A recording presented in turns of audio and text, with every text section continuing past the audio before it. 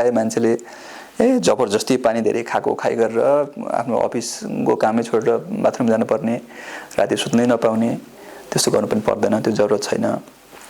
जरुरत के छ भने पिसाबलाई सफा बनाउनु जरुरत छ। पिसाब चाहिँ यस्तो हुनु पर्यो अथवा हल्का लाइट येलो रङकोसम्म भयो भने ठिकै छ। नर्मली कति नै ठ्याक्कै पिसाब हुनुपर्छ भने पनि भएन, उसको त्यो पिसाब चाहिँ सफा भयो भने पुग्यो। त नर्मली भन्दाखेरि हामीले खाना खान्छौँ त्यसमा पानी हुन्छ, हाम्रो खाने खाएको कुरामा प्रशस्त पानी हुन्छ। हामीले कुन कुरा खाना खाइरहेको छौँ त्यो पनि याद गर्नु पर्यो र हामीले कस्तो मौसममा छौँ त्यो याद गर्नु पर्यो। अब गर्मीको मौसममा अलिक बढी पानी पिउनु पर्यो, पसिनामा पानी गइरहेछ हैन, जाडोमा अलिकति कम पिए पनि भयो, त्यो कुरा याद गर्नु पर्यो।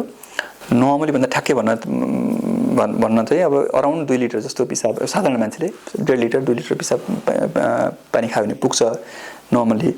तर बार डुङ्गा बन्ने खालको मान्छे छ भने त्यसले अलि बढी पानी पिउनुपर्छ। बार पिसाबको इन्फेक्सन भइरहेछ त्यो मान्छेले अलि बढी पिउनुपर्छ हैन।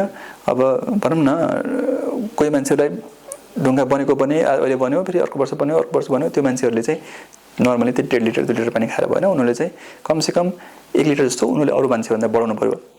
अनि अर्को पिसाबको इन्फेक्सन भएको भए मान्छेले चाहिँ अरू मान्छेले भन्दा साधारण मान्छेले भन्दा 1.5 लिटर जस्तो बढी पानी पिउनु पर्यो।